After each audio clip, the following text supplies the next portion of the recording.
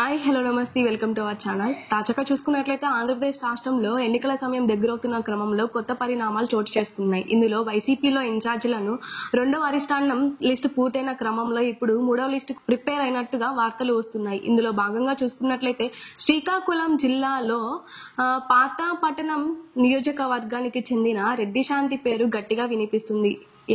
ఎమ్మెల్యేల నుంచి అలాగే పిఎల నుంచి క్యాడర్ల యొక్క విమర్శలు గట్టిగా వస్తున్నాయని చెప్పి ఆ యొక్క నియోజకవర్గంలో మార్పులు చేర్పులు చేపట్టాలని చెప్పి వార్తలు వస్తున్నాయి. ఇంకా చూసుకున్నట్లయితే ఎచ్చర్ల ప్రాంతం నుంచి కిరణ్ కుమార్ ని కూడా ఆ యొక్క నియోజకవర్గం నుంచి క్యాడర్ల యొక్క విమర్శలు గట్టున్న క్రమంలో ఇంకా చూసుకున్నట్లయితే సొంత పార్టీలో ఉన్న ఎమ్మెల్యేల నుంచి కూడా విమర్శలు వస్తున్నాయని చెప్పి ఆ యొక్క ప్రాంతంలో ఉన్న ఆ యొక్క నియోజకవర్గంలో ఆ యొక్క పార్టీ తరపున కూడా మార్పులు చేర్పులు చేపట్టాలని చెప్పి వార్తలు వస్తున్నట్టుగా సమాచారం. ఇంకా చూసుకున్నట్లయితే నల్సన్నపేట నుంచి కృష్ణంరాజుని ఎంపీగా పోటీ చేయించాలని చెప్పి ఇంకా తన కుమారుణ్ణి ఎమ్మెల్యేగా పోటీ చేయించాలని చెప్పి గ్రీన్ సిగ్నల్స్ ఇస్తున్నట్టుగా సమాచారం.